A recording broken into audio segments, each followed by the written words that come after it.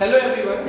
तो अब हम लोग स्टार्ट करने वाले एक नए टॉपिक के बारे में जिसको क्लास 10 में आप लोगों ने पढ़ा है, बट सिर्फ आप उसके क्या करते थे, फॉर्मूले के बारे में जानते थे, यानी कि relation between focal length and radius of curvature. आपको सब कुछ पता है कि रिलेशन क्या होता है, बट आप लोगों ने वहां पे डिराइव नहीं किया था इस चीज को। तो हम लोग क्या करने वाले हैं, अब हम डिराइव करके देखेंगे कि फोकल लेंथ और रेडियस ऑफ कर्वेचर के बीच में रिलेशन क्या होता है, और ये दोनों चीज के लिए देखेंगे। कौन से मिरर के लिए, कॉन्केव के लिए अलग से देखेंगे और कॉन्वेक्स के लिए अलग से देखेंगे। एक चीज आप लोगों को बताया था कि एग्जाम में ये कभी कभी आ जाता है, ठीक है, तो इसके डेरिवेशन को थोड़ा ध्यान से आप लोग देखना। तो सबसे पहले किसके लिए देखेंगे, और कॉन्केव मिरर। तो कॉन्केव मिरर के लिए हम लोग को क्या करना है, relation between focal length and radius of curvature करना है। तो कॉन्केव मिरर के लिए अगर डिराइव करेंगे तो सबसे पहले क्या चाहिए हमको, कॉन्केव मिरर चाहिए। तो हम लोग क्या करते हैं, यहाँ पे कॉन्केव मिरर ड्रॉ कर लेते हैं, जिससे this is the concave mirror की चीज, जिसके लिए हमको क्या करना है, डिराइव करना है रिलेशन। अब ये कॉन्केव मिरर मेरे को पता है पोल है, तो what I will do, I will draw principal axis. Now I know that this is the pole, this is the pole, this is the concave mirror, ठीक है। फिर मैं क्या करूंगा कि एक रे है, उस रे को क्या करूंगा, यहां से पैरेलल पास करूंगा। मैंने क्या किया, एक रे थी, उस रे को यहां से पैरेलल पास किया। वो रे पैरेलल पास होने के बाद क्या होगा, यहाँ पे आके टकराएगी। टकराने के बाद हमको पता है कहां से जाती है वो, फोकस से। तो ये रे कहां से कहां तक चले जाएगी, फोकस से होके चले जाएगी। सो दिस इज द पॉइंट जहां पे वो टकरा रही है, this point is called the focus. ये हमको अच्छे से पता था कि जो पॉइंट से होके जाएगी that point is called the focus. Now what we are going to do, we are going to join this point. We also know that this is the centre of curvature. जो आप लोगों का जहां पे strike करता है, this is called the point of incidence. और point of incidence में नॉर्मल जो ड्रॉ होता है वो हमेशा सेंटर ऑफ कर्वेचर से पास होता है, ये आप लोगों को पता होना चाहिए। तो what I am going to do, I am going to join in normal here, this is the normal, ठीक है, जो कि कहां से पास होगा तुम्हारा, सेंटर ऑफ कर्वेचर से। यहां तक क्लियर है कि मैंने क्या किया कि एक इंसिडेंस रे को अज्यूम किया, वो आई, वो जाके इस पॉइंट पे स्ट्राइक की। इस पॉइंट पे स्ट्राइक करने के बाद तुम्हारा क्या होगा, वो फोकस से पास होकर चलेगी। साथ में मैंने क्या मान लिया इसको कि this is the centre of curvature, जहां से आपका क्या हो रहा है, नॉर्मल ड्रॉप हो रहा है। इतना क्लियर है। अब मैं क्या करने वाला हूं, ध्यान से समझना कि ये मान लेता हूं कि जिस पॉइंट पे स्ट्राइक करा था, this is point A. Now what I am going to do, I am going to draw a perpendicular here. So this is the perpendicular M. यहां तक कोई डाउट है क्या, नहीं। अब मैं तुमको क्या करूंगा, एंगल्स बताऊंगा। मुझे ये भी पता है कि जो इंसिडेंट एंगल है वो नॉर्मल से कितना एंगल बनाता है, आई। मैं मान लेता हूं this is angle I, this is angle I, जो कि कौन बना रहा है, तुम्हारा इंसिडेंट रे नॉर्मल से बना रहा है। साथ में मुझे ये भी पता है कि जो रिफ्लेक्टेड एंगल है वो भी नॉर्मल से कितना एंगल बनाता है, angle R. But you also know that कि angle R is also equal to angle I by laws of reflection. We know that very well, clear है। अब थोड़ा सा क्या करते हैं हम लोग, ज्योमेट्री का पार्ट देखते हैं यहाँ पे ना, कि यहाँ पे थोड़ी सी ज्योमेट्री लगेगी, वो कैसे लगेगी थोड़ा ध्यान देना आप लोग। ये देखिए एक ट्रायंगल है AFM, एक ट्रायंगल है तुम्हारा AFM। इस ट्रायंगल AFM में देखिए ये वाला जो एंगल होगा, आप लोगों को दिख रहा है, इस डायग्राम में अच्छे से क्लियर दिख रहा है। ये जो एंगल है AFM वो क्या होगा, देखिए। अब ये देखिए ये वाला जो है और ये वाला जो है, ये एंगल टोटल और ये एंगल टोटल क्या होंगे आपस में, कौन सा एंगल कहलाएगा, ये देखिए ये वाला एंगल, ये दोनों को मिला के, और ये वाला एंगल, दोनों एंगल कौन से हैं, this is called the alternate angles.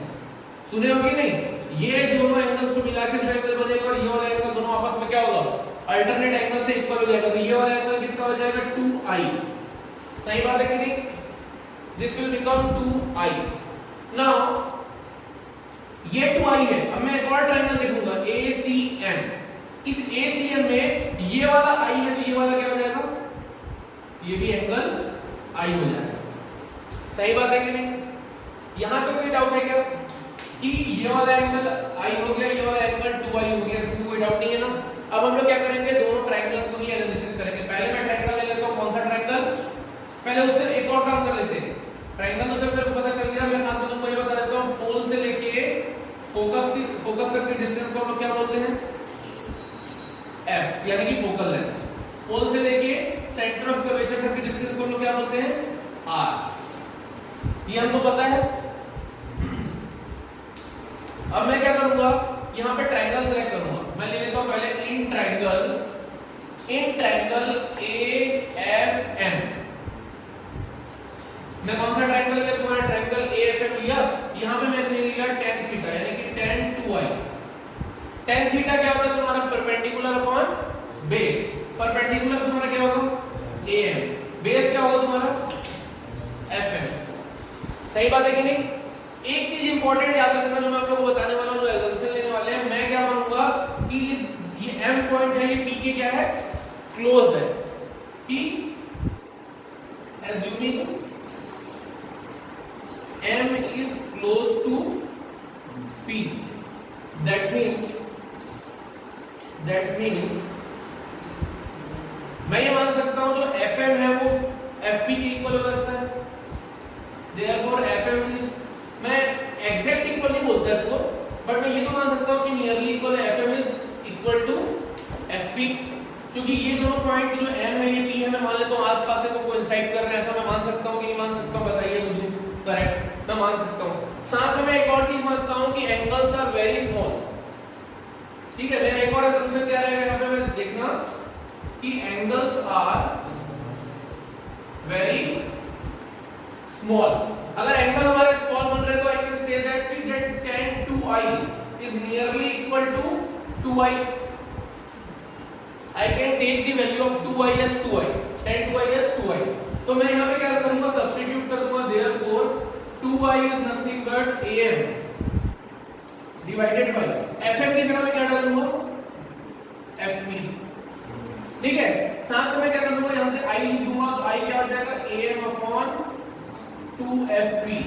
I will take it as equation number 1. Now अब मैं कौन सा ट्रायंगल लूंगा, ACM। इन ट्रायंगल ACM, जब मैं ACM ट्रायंगल लूंगा अगेन कौन सा थीटा लूंगा, tan थीटा। तो tan i हो जाएगा ये वाले देखो ट्रायंगल में, तो tan i किसके बराबर हो जाएगा, again I will take the perpendicular upon base. Perpendicular कितना होगा तुम्हारा AM, बेस कितना होगा यहाँ से CM, क्या हो जाएगा CM। AM अपॉन CM तुम्हारा क्या हो गया, tan i। अब मैं फिर असम्पशन वही लूंगा कि assuming कि M is close to P, same assumption है। That means I can assume that कि CM is nearly equal to CP। Again मैं दूसरा असम्पशन लूंगा कि angles are very small। angles are small, so I can say that कि tan i is nearly equal to I। तो therefore मेरे यहाँ पे क्या आ जाएगा, I is equal to AM upon CM की जगह पे क्या आ जाएगा, CP। इसको दे देता हूँ इक्वेशन नंबर 2। यहाँ तक कोई डाउट है क्या आप लोगों को, यहाँ तक आप लोगों को कोई डाउट है क्या कि AM upon 2FP आ गया और ये AM upon क्या आ गया, CP आ गया। क्लियर है। तो मैं थोड़ा सा ये पार्ट को क्या कर रहा हूँ यहाँ पे आप लोगों को बता देता हूँ, ये थोड़ा सा ही बचा है। यहाँ पे मैं काम करता हूँ इक्वेटिंग 1 and 2। अगर इक्वेशन नंबर 1 और 2 को इक्वेट करूंगा तो ये आ जाएगा AM upon 2FP is equal to AM upon CP। तो देखिए ये AM कैंसिल, CP इधर चल जाएगा, 2FP इधर हो जाएगा। अब ये बताइए CP क्या था मेरा, R, और FP क्या था मेरा, F। तो ये आ जाएगा R is equal to 2F, which is our required relation जो हम लोग को डिराइव करना था कि radius of curvature is 2 times the focal length, which is very important। तो यहाँ पे आपको होपफुली अच्छे से समझ आएगा जो मैंने आपको डेरिवेशन बताया है। अब यही चीज हम लोग करेंगे कॉन्वेक्स मिरर के लिए। अब हम लोग बात करने वाले हैं relation between F and R for convex mirror. ठीक है, इससे पहले हम लोगों ने जो देखा था वो किसके लिए देखा था, कॉन्वेक्स मिरर के लिए। अब हम लोग देखेंगे कॉन्वेक्स मिरर के लिए। तो कॉन्वेक्स मिरर के लिए अगर हम लोग को क्या करना है, रिलेशन डिराइव करना है फोकल लेंथ और रेडियस ऑफ कर्वेचर के लिए, तो क्या ड्रॉ करना पड़ेगा हम लोग को, कॉन्वेक्स मिरर। तो कॉन्वेक्स मिरर कैसे ड्रॉ करते हैं, ये आप लोग का इस तरीके से रहेगा, दिस इज द मिरर। ठीक है, और हम लोग को पता है कि इसका अंदर का जो सरफेस रहता है वो क्या रहता है, पेंटेड रहता है। ठीक है, मैं मान लेता हूं this is the principal axis, this is the convex mirror. अब होगा क्या, तुम्हारी एक रे है, रे हमेशा पैरेलल ही आएगी, रे पैरेलल आई और यहाँ पे स्ट्राइक करने के बाद क्या हुई वो, यहाँ पे स्ट्राइक करने के बाद वो हो गई रिफ्लेक्ट। ठीक है, इसको अगर मैं बैक एक्सटेंड करूंगा तो ये मेरे को पता था यहाँ पे जाके मिलता था this is called the focus. And मेरे को ये भी पता था कि आप लोग का यहाँ से एक सेंटर ऑफ कर्वेचर वाला पॉइंट होता है सी, इससे भी मैं इसको जोड़ सकता हूँ ऐसे। ठीक है, this is the centre of curvature वाला पॉइंट